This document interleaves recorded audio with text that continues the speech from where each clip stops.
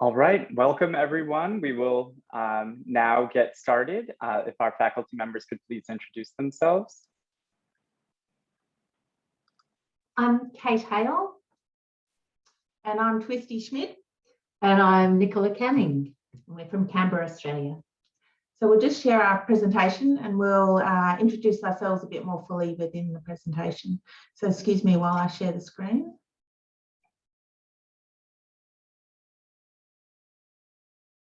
There we go.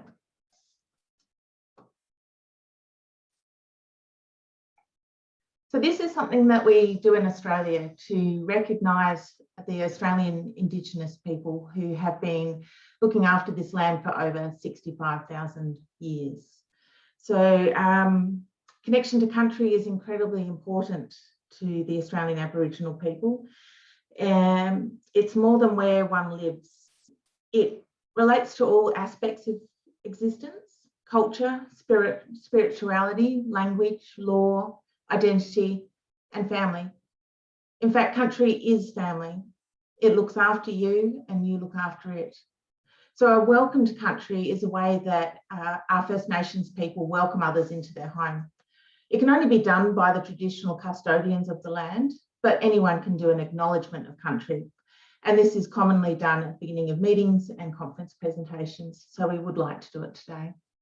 So we'd like to acknowledge the traditional custodians of this land on which we are presenting from today, the Ngunnawal people, and pay respect to their elders, past, present, and emerging. We extend this respect to all First Nations people in attendance today.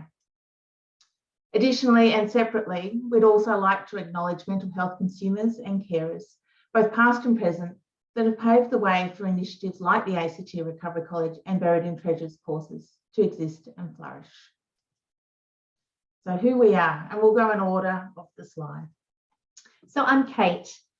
Since 2015, I've supported people in the Canberra community who are challenged by hoarding behaviours and insanitary conditions. I've done this across many roles: advocacy, intensive case management, funding support, right down to the hands-on clearing and sorting with people. I've also been involved in the Buried in Treasures program since it arrived here in Canberra in 2015.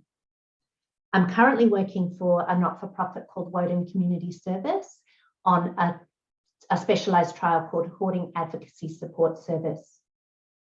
I'll explain that in a lot more detail within the presentation, but the HAS trial sits within mental health and wellbeing team at Woden. And for the last 50 years, Hoarding Community Service has enriched lives with practical support and connected people to their community, supporting them through those transitions that life often presents. To relax, I like singing out of tune, dancing like it's 1984, and laughing loudly and often. So I'm Kim Schmidt, better known as Twisty in the community. I was the education coordinator at the ACT Recovery College during the second half of its 2.5-year trial. I have a background in adult education and training and a true interest in helping people change their lives through learning and community connection. I've been presenting courses in the community for over 15 years, and my interest in mental health and wellbeing has increased over that time. I love to learn new things, and I've certainly learnt a lot of new things being involved with the Recovery College and also with the Buried in Treasures program. In my spare time, I like to volunteer, especially for the State Emergency Service, where I'm a first aid trainer, a chainsaw operator, and a truck driver. Nikki? Hi, I'm Nicola, and also known as Nikki. I studied at both the University of Canberra and the University of Sydney in Bachelor of Science in both health education and then in Aboriginal health and community development. I coordinated a Scripture Union club at my children's local primary school for a decade. I'm currently actively involved in my local Anglican church. I married a man from Hong Kong who grew up in Papua New Guinea. Together, we've raised our 4 children. My greatest goal is to become as healthy as possible so that I can support my grandchildren and be actively involved in their lives when they come along. Well, I stumbled upon the Buried in Treasures course held on Zoom at the ACT Recovery College in 2020. Well, I joined because I was looking for any course to do at the ACT Recovery College. I did have a lot of clutter about the house, which never seemed to get cleared. Well, I learned more than I bargained for. It was fun, supportive. It helped me to make some practical changes, and it improved my mental health.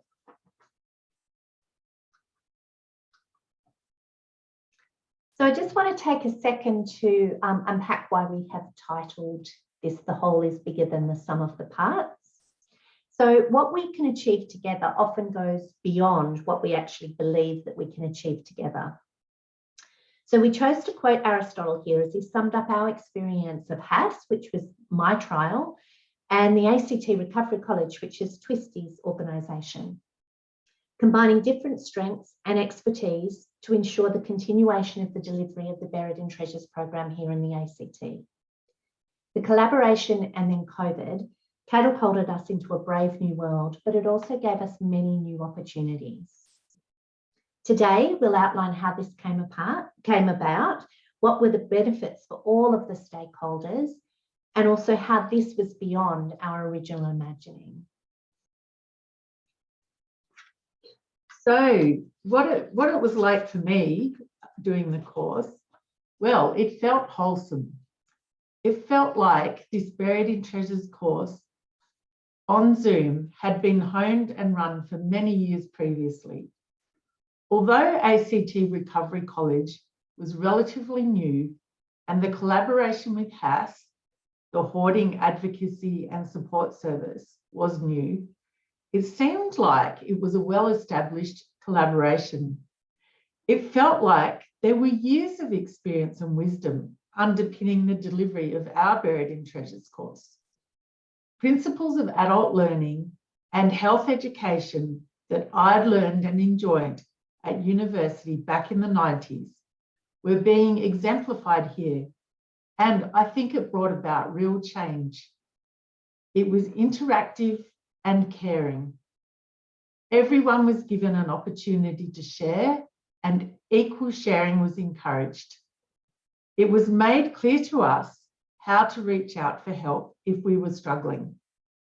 Individual challenges were addressed with discretion, gentleness, and promptness.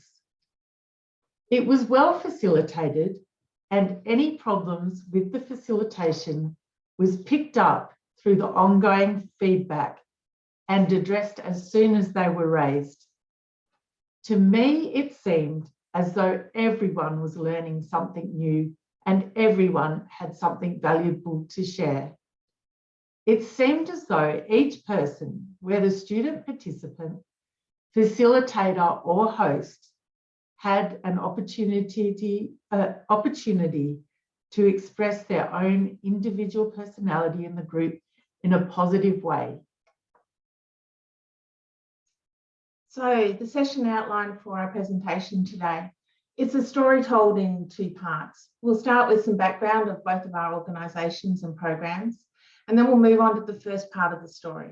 This is a story of collaboration, of taking the Buried in Treasures program and running it inside a recovery college. We'll then move on to the second part of the story, which is responding to COVID. So this is taking the Buried in Treasures program, running well within a physical recovery college and putting it inside a virtual recovery college online. We'll then summarise our outcomes, thank some people, and have time for questions. So let's start with the background. So as this is an international hoarding conference, we don't want to assume that everybody knows where we are. So we will just, sorry, just got to get all my mouse and everything ready. So this is Australia, going back to basics. And then here on the eastern side is New South Wales. And then in the Australian Capital Territory where we are, to give you a sense of size, is right down there in New South Wales. We're surrounded by New South Wales and we sit within that. So because we're Australians, we shorten everything. So it's the Australian Capital Territory. We call it the ACT and we'll call it the ACT on and off throughout the presentation. So hopefully that doesn't confuse everybody. And Canberra, the urban area of the ACT, is located here at the top of the map. And then the rest is National Park, which makes for a very lovely environment to live in. Canberra is often likened to Washington and also to Ottawa. It's the capital city, it's the base of government, but it's much, much smaller than that. Our population is 460,000, to give you a sense of who we work with and how we deal with that. So I just wanted to take a minute to explain my trial, and I will read off the slide to give you a sense, because this is what I've worked to deliver. The key focus of the targeted HAS trial is working with and advocating for specific clients to improve their particular hoarding circumstance and to provide effective liaison between individuals, government regulators, government support services, and community support services. That was written at the beginning of the trial. I would already add in natural support like family and friends to that last list. It's based on a model that's predictably intensive case management, but then we're we move into person-centered and strength-based approaches within that intensive case management. The other part that I just wanted to take on this slide is the specific clients are determined in a particular way because we work so heavily with government and because it's a small trial trying to see how we can change what is offered in our community. So the specific clients are often determined by the collateral image rating, generally a 7 to a 9, but it's not the only determining factor. It's also taken into account is the wider impact of that hoarding on the community, whether that's the family, the person themselves, or their neighbourhood, and also how many regulatory services are currently involved in this case.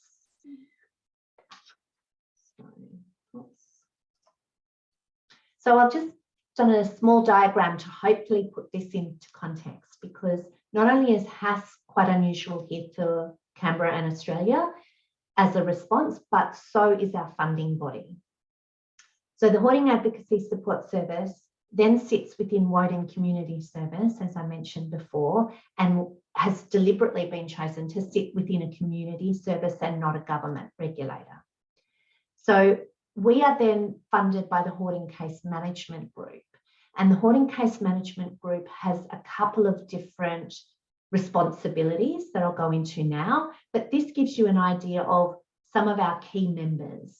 Now, the membership, these are the ones that are fairly steadily there the whole time, but the membership can change between what case is in front of the Hoarding Case Management Group. So Child Protection Services aren't involved in every single case. If there's nothing on that HCMG list that applies to them, then they won't necessarily attend the meetings. They will be alerted when one of those cases comes to the group, and then they can join for that particular case. So this is to give you a sense of those key players and also just how many agencies get impacted by this, which is how the responses come forward. So a couple of things to remember with the Hoarding Case Management Group is that it's not funded. It's never been formalised. It came from the ground up, and so it's responding to the need of the agencies and the community. There are some draft terms of reference, and we are moving towards what that would look like if we did formalise it. But predominantly, the HCMG assists in coordinating government responses and overseeing those complex hoarding cases within the community that would most benefit, so not every single one of them, but that would most benefit from that multi-agency approach. It was convened by Health Protection Services in 2015 because there was a clear need for cross-government collaboration and coordination on these complex cases when the government agencies couldn't speak to each other and get a solution, and yet we expected an individual within the community to do that. HCMG assists in coordinating that government response, but what's really important is does not have the capacity to oversee all hoarding cases here in Canberra. So it's not a large number that get to this level of having several regulatory services involved and then needing more assistance. So an overview is that the HCMG oversees the government response, and then Woden has been given the funding to run the trial. And I guess the most important thing going forward as we're talking is that HAS only provides case management for cases that are referred directly from the HCMG. So it's those most complex cases then come down to HAS, and it's discussed about whether having the community involved for response as well as for engagement brings anything extra to that multi-agency approach. And we are proving that that's exactly what happens. So in explaining recovery colleges to those of you who haven't come across them yet, I should probably first deal with the term recovery. So we're talking about mental health recovery. And mental health recovery is a personal journey along which you make sense of what's brought you to where you are. You regain a zest for life. You develop some coping strategies, build resilience. You identify and then pursue goals and aspirations. So recovery is all about living well alongside or in spite of mental health illness, mental health issues. A recovery college is a place to come to learn about mental health recovery and wellbeing. They are welcoming and friendly places to come to meet others travelling along a similar path. And they encourage forming of connections and building a community. Recovery colleges are not a clinical service, nor are they a community support service. They are something different. They're based on adult education principles, and they have a focus on individual learning and skills development. Recovery colleges don't have patients, they don't have clients or consumers. They have students, and students aren't referred as they might be in a medical model service. They register their interest and they enrol in the same way that they would with any other educational institution. Unlike some other educational institutions, recovery colleges do have an increased focus on safety. They are trauma-informed and they have supports in place for students and facilitators who might experience distress. They also have wellbeing meetings, which help students identify any potential triggers they may have in the classroom and any learning support needs. Recovery colleges value lived experience and professional experience equally. And most of their courses are co-produced, co-developed and co-facilitated. And this ensures an equal voice between both of these perspectives. Every recovery college is different because they are adapted to the local community needs. So no two recovery colleges are exactly the same. So let me introduce you to the ACT Recovery College, where ACT is Australian Capital Territory, as Kate introduced. The 2.5-year trial of the ACT Recovery College was hosted by the Mental Health Community Coalition ACT. They're the peak body for the community managed mental health sector in the ACT. The college provided free recovery and wellbeing courses for anyone over 18 in the Canberra community. And an independent evaluation, as well as student feedback, indicated that the trial was incredibly successful. And we are seeking to find a permanent home for a recovery college in the ACT at the moment. The college operated on 4 key principles: learning, connection, opportunity, and hope. I too have a relational diagram. So there's the ACT Recovery College sitting within the Mental Health Community Coalition, ACT. We're funded by the ACT government through the ACT Health Directorate. And we had a pool of educators who would help us produce courses and also co-facilitate them. So we had educators who came from a lived experience background and also subject matter or professional expertise educators. We also had educators that came from our partner organisations, which had either of these backgrounds. And a partner organisation, of course, was Hoarding Community Service as a good example. We had many students in the 2.5-year trial, over 300. Most came from a lived experience background. Some were carers, friends and family, and some were professionals. The college received guidance from a co-design committee that had representatives of students, educators and staff, but also mental health professionals and representatives from other community organisations. So that's the Recovery College. Now, we weren't quite sure who was going to be in the room for this, so I'm only going to touch really lightly, but I didn't want to assume knowledge. So Buried in Treasures in like 3 or 4 seconds is a 16-week series of workshops that has been developed. It's based on CBT and on peer input. Each week, how we've broken it down is each week a skill is discussed and exercises are explored that challenge the thoughts and the behaviours around this skill. So Buried in Treasures focuses on understanding yourself and why the behaviour exists, and then introduces tools to challenge and change these thoughts and behaviour patterns. And we believe that that's where the gold lies. So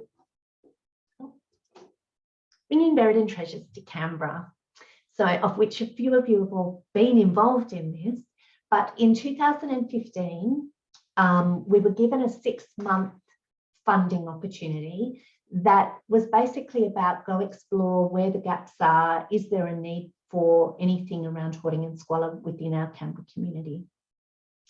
And amongst that was a fantastic program called Buried in Treasures, and see if you can run one of these and whether there's any interest.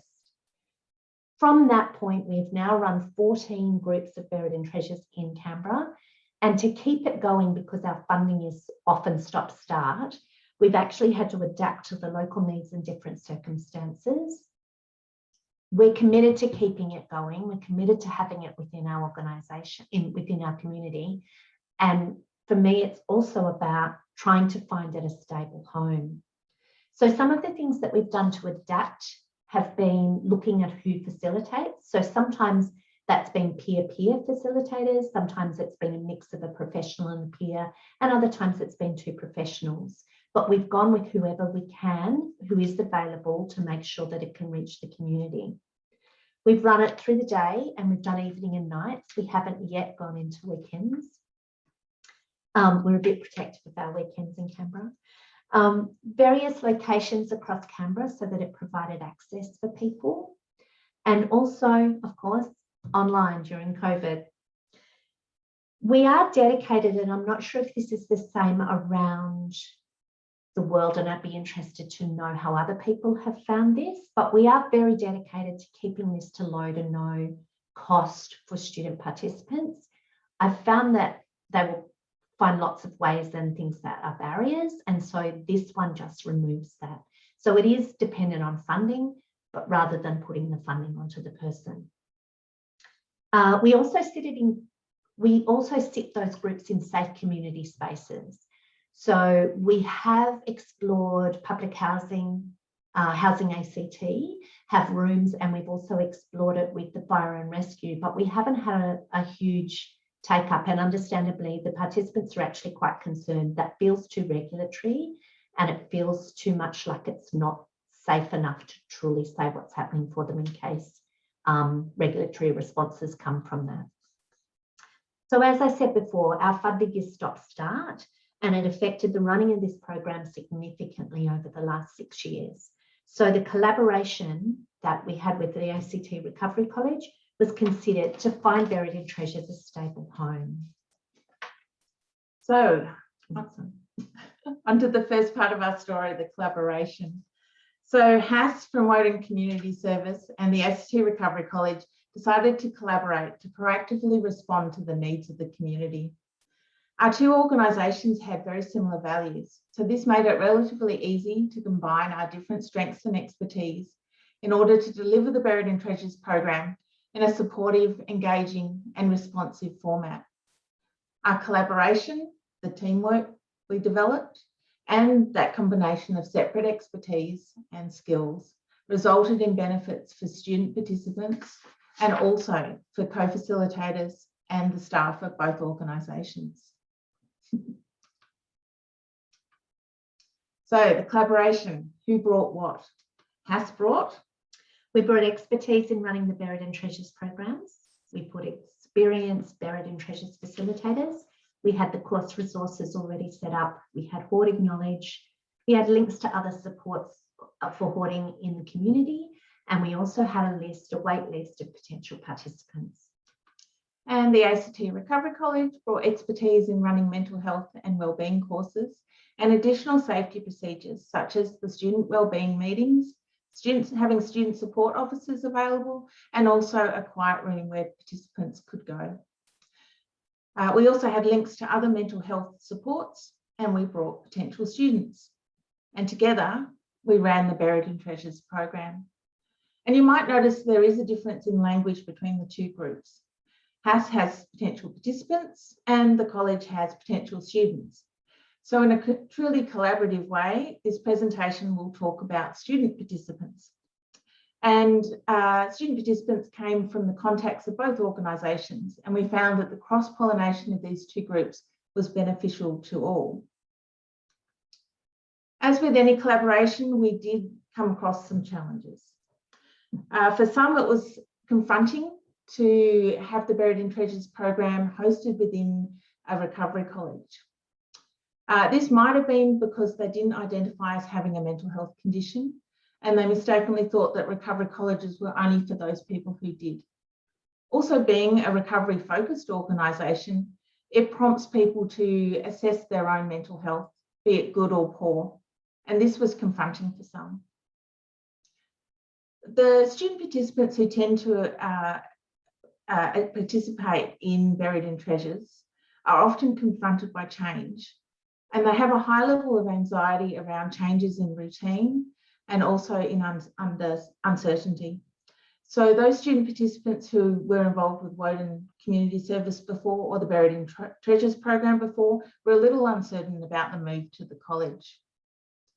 Learning new systems and meeting new people was also challenging for the peer facilitators. And finally, melding two organisational approaches also provided some challenges.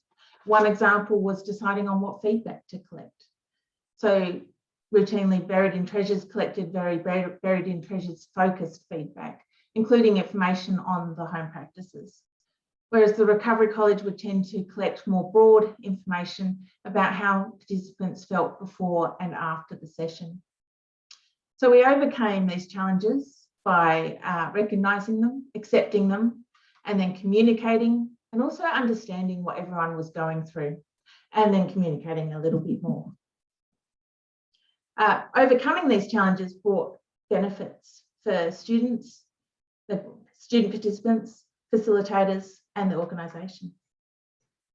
Well, I'd already had good experiences linking up with the ACT Recovery College. My first contact was in April 2019. It was part of my transition back into the community after a period of hospitalisation. ACT Recovery College was a place of hope and a place to learn new things. It was a place of safety where you could choose courses and learn without the pressure of deadlines and assessments. It was a place where the staff, the peers, and the student participants took an interest in your story and in your recovery.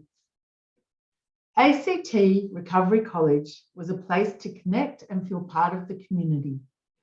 There was a lot of checking to make sure you were all right and getting alongside you, as well as finding out what your goals were and what your skills for self-comforting were.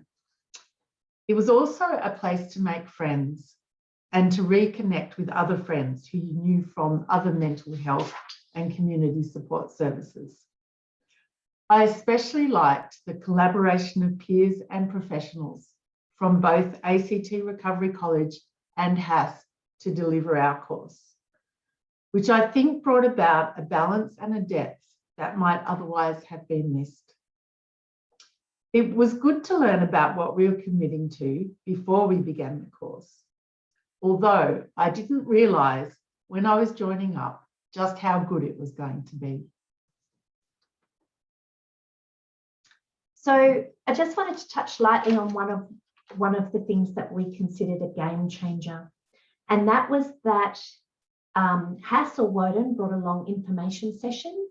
So at the beginning of every single Buried in Treasures, we hold an information session, and that's about logistical information, as well as going through to every single possible concern and answering all questions for people. It's not until that information session is finished that people need to choose whether they're committing to the next Buried in Treasures or not, so that it can remove the pressure until the questions are answered. Combine that with the ACT Recovery College, who used to have individual wellbeing meetings before students started courses. So therefore they could go in and talk about what they needed in a space. Did they need to sit in a particular spot with their back to the wall to feel safe? What was it that they needed? Who did they need to indicate, or how did they indicate if they needed to get assistance? So this combination of both of those, the information session and the wellbeing meetings, I believe was the game changer. It brought a higher awareness of what student participants were committing to before they even started Buried in Treasures.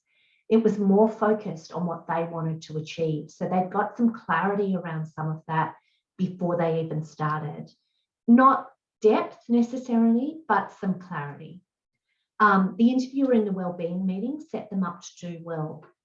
They reflected things back to them as they spoke. They discussed any concerns they may have. They did encourage them to continue at a slow and steady pace. And for myself as a facilitator, they really set it up to work because they encouraged them to communicate. And as I said, by finding out what it was and how did they communicate, I went in with that information to be able to read the room better. So more generally, the benefits for the facilitators and the organisation of the collaboration was that there was no wrong door. People came to us in whatever way they needed to find out how they could be involved in Buried in Treasures. So it opened it up by Recovery College having participants. It meant that they could call Recovery College or Woden or me individually to be able to find out more about the program and see if it fitted for them. Most importantly, there was no formal referral process, so they weren't kept out from that initial conversation about needing to, what do I need here to get further? The organisations felt supported by each other. We did a lot of brainstorming. We had the ability to discuss and problem solve competing needs as we went because we developed that rapport. And there was also the pre and post session support. So for me in particular, I would be rushing from a client or a government meeting and head into a room where I was about to deliver Buried in Treasures. That half an hour pre-session was often about just grounding ourselves and leaving behind whatever we'd just come from, so that I could be fully present to present the content and be present to the people in the room. The post-session support was just as important. If something had happened in that group, we came up with solutions about how we could build on that and what that may look like. And that was each and every voice. So that was the Recovery College staff combined with the facilitators.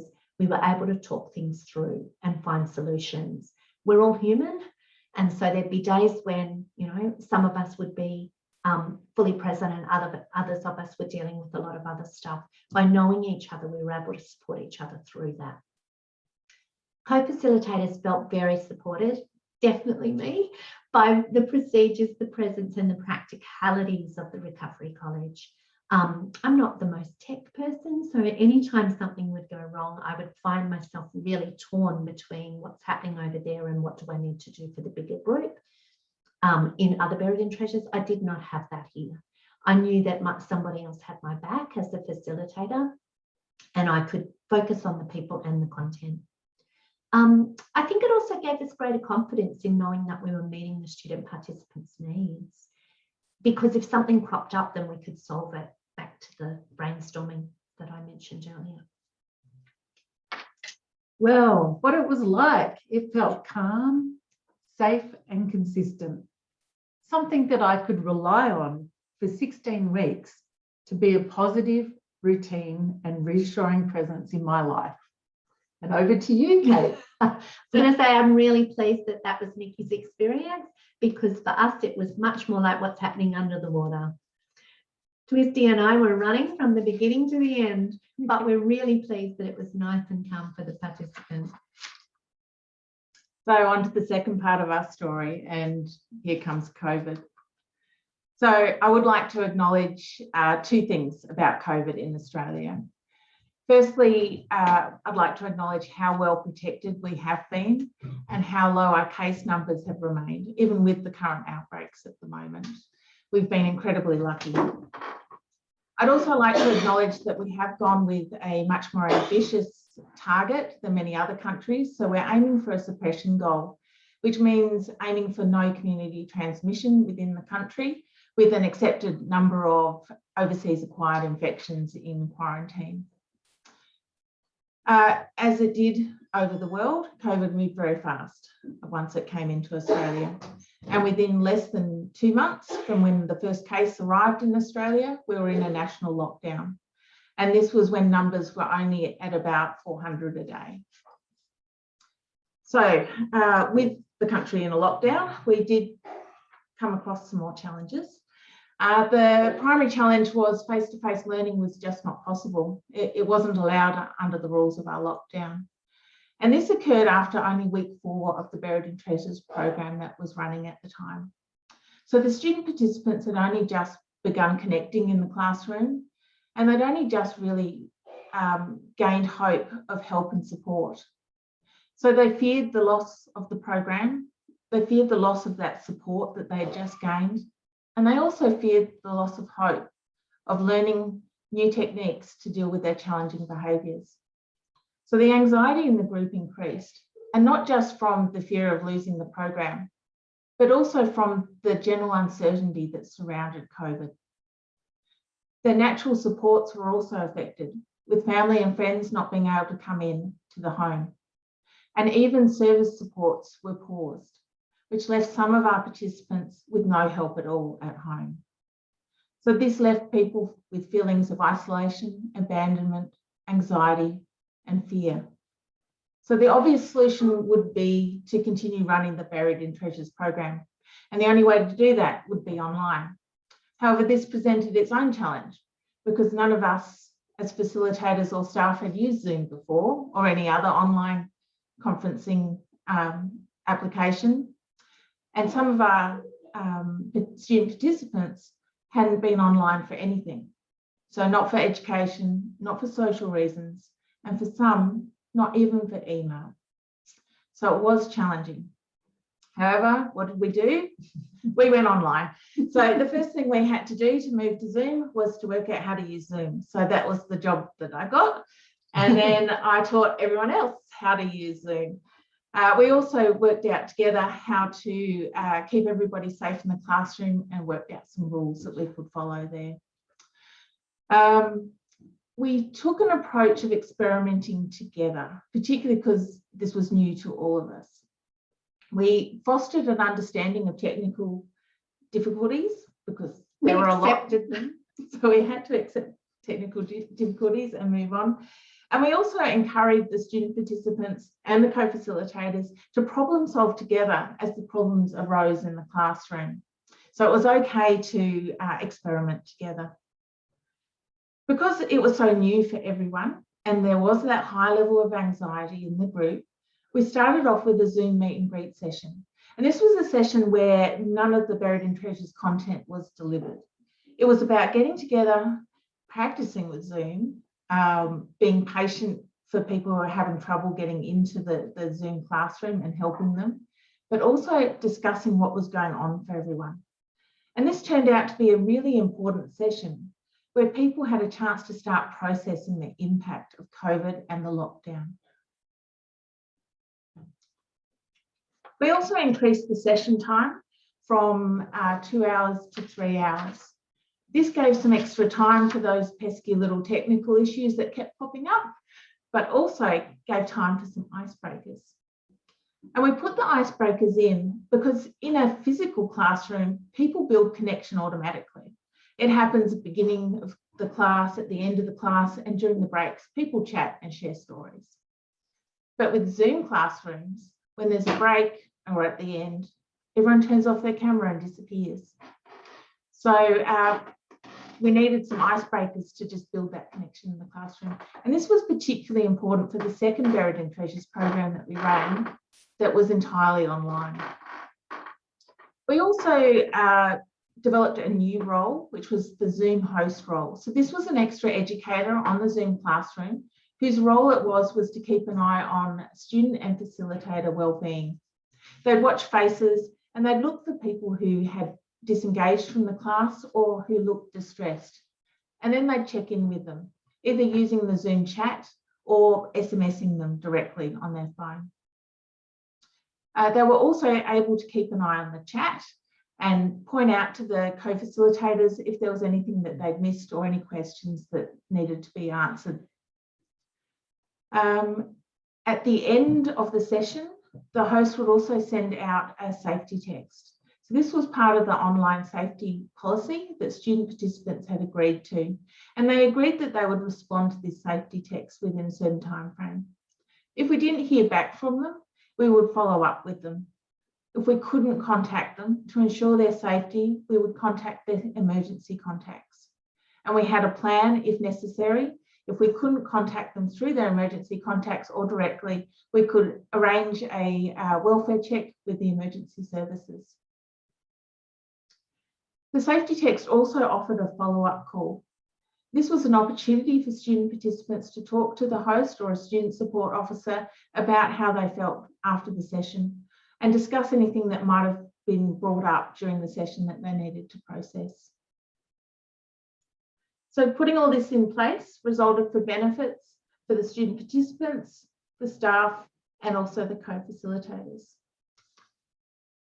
So benefits for student participants during COVID on the way that our course was being run. I'll just start with some background. So my family bravely took me on a 10-week camping trip around Central and Western Australia in August 2019, when I was still really unwell after having been hospitalised and on very strong medication. Well, the trip did go well, and upon my return, it was great to link back in with the community. At the outbreak of the COVID pandemic in early 2020, 2 of my children were returned suddenly from overseas. One from Sweden and another one came back from Utah in USA. My husband was suddenly working from home alongside a high schooler who really did not enjoy homeschooling at all. It was in this backdrop that I signed up for the Buried in Treasures course in the middle of 2020. It was a new experience to rely so heavily on technology. It felt good to learn how to use Zoom and feel included in the same sort of learning that my high schooler and uni student children were experiencing. It made me feel like I was learning new skills and getting better connected. I felt more up to date and it increased my confidence. It was nice knowing that other student participants were learning new skills in technology too, and we were all learning it together. If people made mistakes, it was okay, because it was in an environment in which we weren't expected to be perfect. Just wanted to touch on the benefits for the facilitators and the organisations once COVID hit. So that collaboration had really set us up well and given us a good springboard into dealing with the pandemic. The host role allowed the co-facilitators to stop and focus on content. So knowing that somebody else had the rest of it handled meant that we could go back and predominantly focus on Buried in Treasures. And when we had the extra time allowance, we were able to also put in a bit of sharing in there about the impact of COVID and how they were managing that. So that the sharing was able to be still done on the level that was required for people to really feel that they were heard. The co-facilitators, definitely me, felt supported by the college technical expertise. I don't know how the rest of you around the world felt, but going onto Zoom and then everybody in the world being up on this, that you would have your dropping in, your dropping out, needing to update Zoom, somebody not quite sure what to do over here on the muting button, all of those kind of things happening. It meant, again, I could focus on the content, we could support each other, and we had somebody else who was keeping an eye on all of that.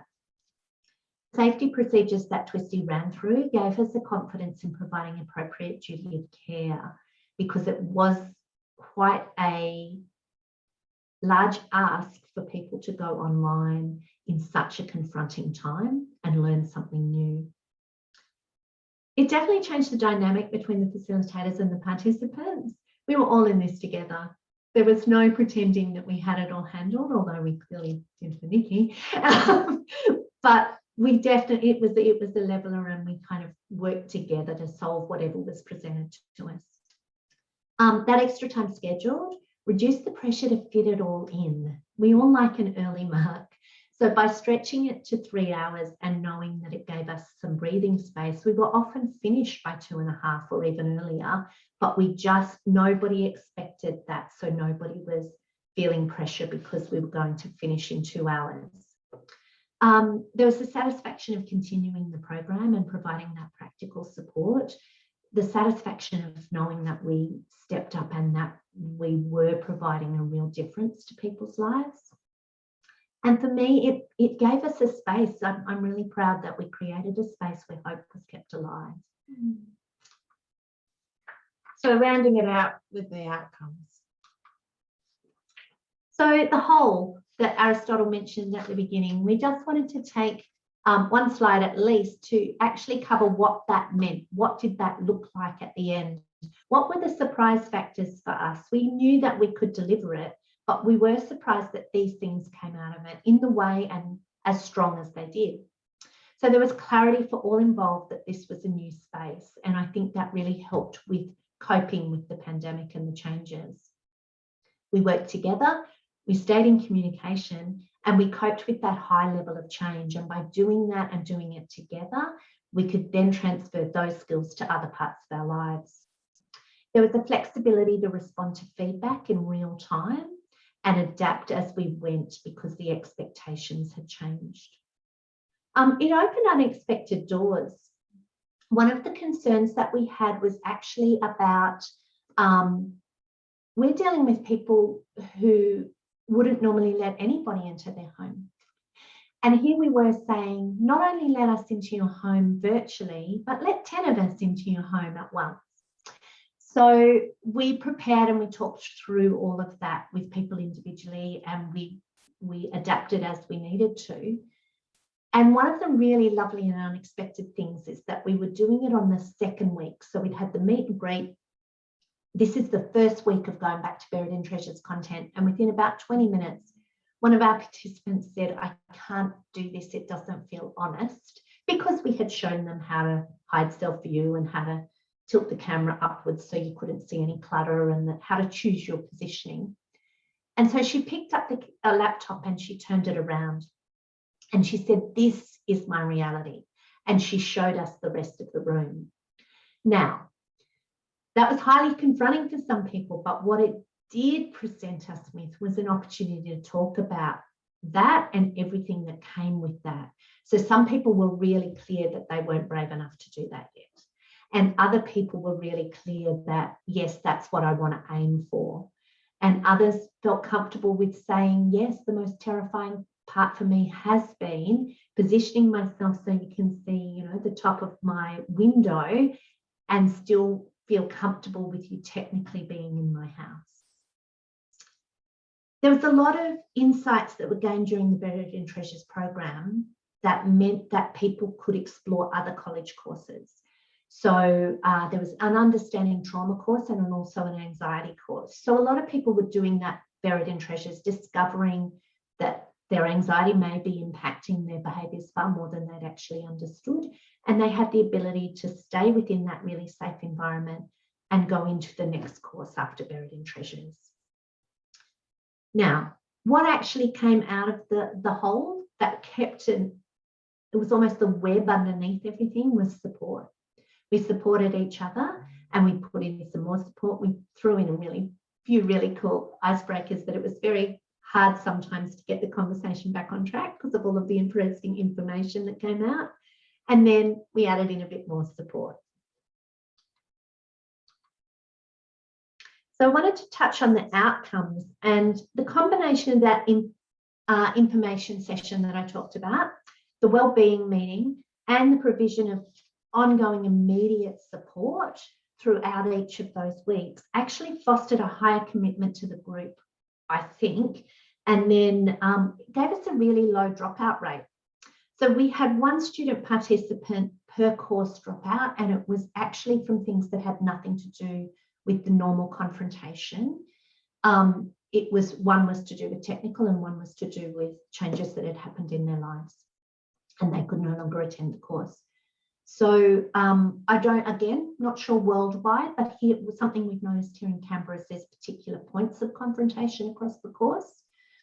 And we didn't lose anybody in those weeks that we had normally noticed confrontation in the past. So weeks 5, 9, 13, 14 is when we start to see people needing that extra support. There was a high level of support, but it was for everyone, which actually had been underestimated, I think, in the past. So we definitely fully supported our participants, but we had an expectation of facilitators coming to us if they needed assistance, whereas this way, that support was for everybody. And what I love about Buried in Treasures and what still continued even with us going online and the collaboration with the Recovery College is we still saw that outcome of individual lives being changed. And some quotes as an example of that. This is from the feedback from the two groups. So the Buried in Treasures group helped me to say, I am a hoarder. A reason exists and it makes me more comfortable to face reality. I can now talk to people about it. They get my point of view and an in-depth conversation is now possible. I used to work on the principle, don't throw anything out, as there are buried treasures amongst the clutter. Now I'm unearthing the treasures and I'm taking more pride in the value of the items and appreciating them, giving them pride of place after I've recognised the items of value and removed things of no value. The focus was on actions to improve life. Mental health can be very medical. I felt Buried in Treasures takes you away from the sick model. The ACT Recovery College and Buried in Treasures educators saw when support was needed and offered practical help. They helped me identify my triggers and put strategies in place. I built my confidence and found courage to ask for what I needed when I felt triggered. The suggestions were practical and easy to apply and felt within my capacity. And Nikki, do you want to share? Yeah, certainly. So doing this Buried in Treasures course with the group that I went through helped me to no longer be so overwhelmed by the clutter monster. It helped me to know what to do, how to break down tasks into bite-sized steps, helping me work out what to focus on. And one thing that has really helped me was buying a paper shredder. So that, yeah, a whole lot of papers is one of my issues. And so shredding actually makes me feel happy because it's therapeutic as well as it actually, it's kind of, I just shred it in and it's gone. So it's like, you know, it's not hanging around. So, and also some of my changed behaviours also influenced my husband, and he started sorting out his belongings as well. And this has helped us to make the big step of moving house. After living in the same house for 24 years, we're moving on Wednesday. So it's been a busy time for us. So doing the course, I found the content was practical. It was theory put into practice. I liked the way that concrete things were examined. I think that mental health courses, they sometimes can spend a lot of time looking within. And I really enjoyed the outward practical focus. And most of all, I found doing the Buried in Treasures, it empowered me, it upskilled me, and undoubtedly it has improved my confidence and my mental health. Thank you for sharing, Nikki. So rounding up with some thank yous. So nothing ever happens with just the three of us. A lot of people bring Buried in Treasures to our community on a regular basis here in Canberra. So we'd like to thank the past students and facilitators of the Buried in Treasures, the staff at Hoarding Community Service, the staff and volunteers at the ACT Recovery College, the Mental Health Community Coalition ACT. I'd like to once again acknowledge mental health consumers and carers, both past and present, that have paved the way for initiatives like ours in the ACT Recovery College and the Buried in Treasures course. I'd also like to thank our funding body, the ACT government, who funded both the HAS initiative with the support of the Hoarding Case Management Group and also the ACT Recovery College trial through the ACT Health Directorate. We now should have some time for questions. And I noticed there's quite a few in the chat that we haven't had a chance to look at. So Matthew's going to help us with that. Do we want to stop sharing? Thank you all very much. That was incredibly informative and well done. So thank you. And we'll move right into the questions. So we have some in the chat and some in the Q&A box. So we'll just go in the order they were received. It looks like the first question,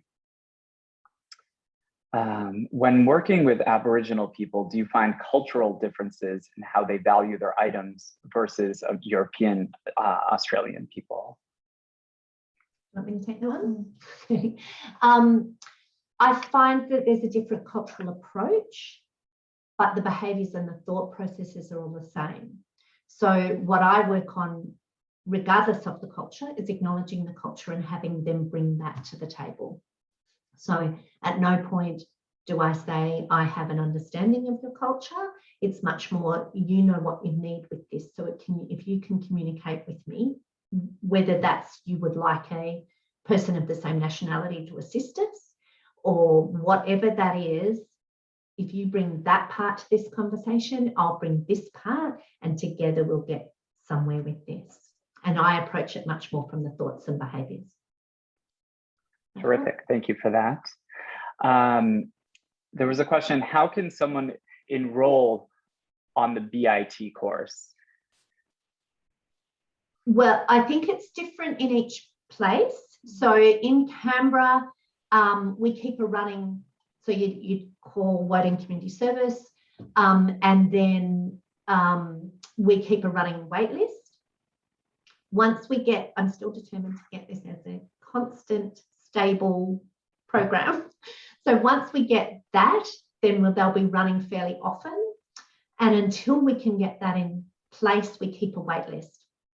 So I'm not sure how other people do it in the rest of the world. So. Perfect, thank you for that. Have you ever determined a person was not appropriate for a group, and what did you do about this? Yes, this one was a little bit heartbreaking. We've had a couple of people. I tend to have the conversation, so I have the individual conversation and see how they feel they're progressing. And what I would say is sometimes it's the level of not even so much awareness. That's definitely part of it. It's hard to participate in Buried in Treasures without awareness. But it's probably more, are there competing mental health needs, which is the two conversations that I'm thinking of at the top of my head, even though I've had more than that. It was the ability to say as gently as possible, if you step away and deal with that and what's happening there, you come back to this in a stronger place and this will be running again. So it's almost like your mental health needs are more important at the moment. So you need to look deeper at if there's something else that's going on. And then how do we approach that? For some people, I've started the conversation and tried to set them up with people who will very gently go through the book so that they're feeling like they're doing something. And that one, generally, we try and get some kind of an agreement, which has worked with the people I've done that with, that they then come back and do a group as well, because I think that peer support is vital. So yeah, we adapt to what the person needs, but it's, hopefully that kind of answers the question. I think that the more nice little soundbite is, yeah, you have the hard conversation.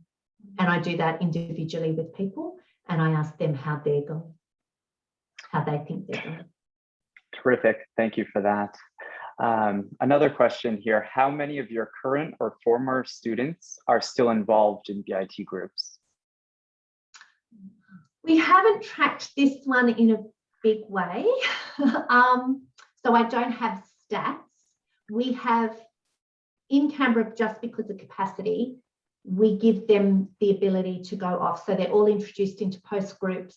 I think they're called finders keepers groups in America. That hasn't been embraced in a big way. They all rename their own group in whatever way they want.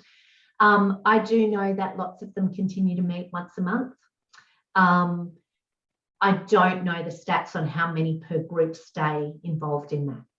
So I think there's 1 or 2 groups that it's totally fallen by the wayside, and then others where there's still that core group meeting. The very first group still meets, which is quite impressive, from 2015. Very impressive, thank you for that. What are some of your icebreakers? And a similar question, love these icebreaker ideas. Can you share some examples? Well, the one I remember, the one I remember is, because of the conversation and where it took us, was we were stuck. It was at COVID. We were missing all sorts of different things. So the week before, we talked about what we were missing, and you know, some people it was live music venues or theatre, or others it was catching up with friends. So we kind of said, well, what was your first concert? What was the first concert that you went to? You don't have to necessarily reveal your age, but where did you go? And it was fascinating. It was really interesting. And it was interesting for the people themselves to be able to go, oh my God, when I was 17, I went and saw, you know, somebody I would no longer see. You know, don't hold it against me that that's who my first concert was. I had a whole conversation, because I don't look at now, but I used to love punk music. I still love punk music. And one man in our group just could not cope. He couldn't cope. It was like he could not put those two things together. So, but yeah, it was really good. Another good one was Where in the World Would You Rather Be? Oh, yeah. Which was another good one, with us all being locked in our homes with the lockdown. Yeah, it was, yeah.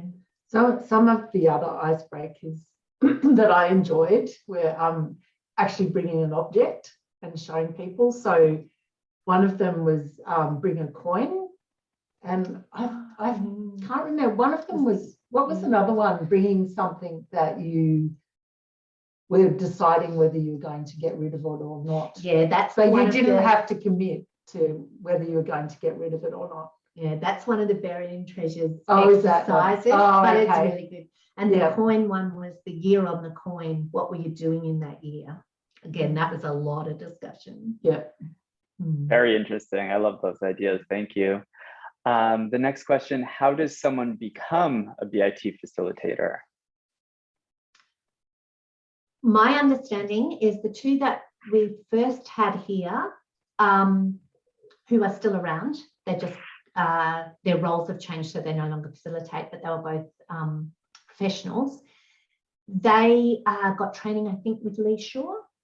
It was either Lee Shaw or Randy Frost. I think it was Lee Shaw. And so when they were visiting Australia, they were sent along and got professional training. And then what happened for us after that was we didn't always have access to that. We have had lots of fantastic international presenters come down, but it was still a bit random as to what. So they tended to facilitate, they tended to train up the facilitators to come through. And what we would always have is somebody who was already a trained facilitator And then if they needed on-the-job training, then they would be having assistance from us.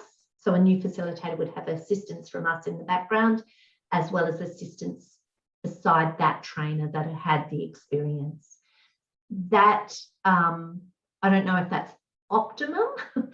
Optimum would be having the ability to be able to send in each and everyone to a high level of training, but we also had to respond to the needs. And we had professionals that were moving in and out of jobs and then no longer available, which is what I touched on in the presentation. So it meant that the whole group would stop. So yeah, we adapted. Makes a lot of sense. I'm Thank assuming you. that there's still facilitator training happening in the States somewhere.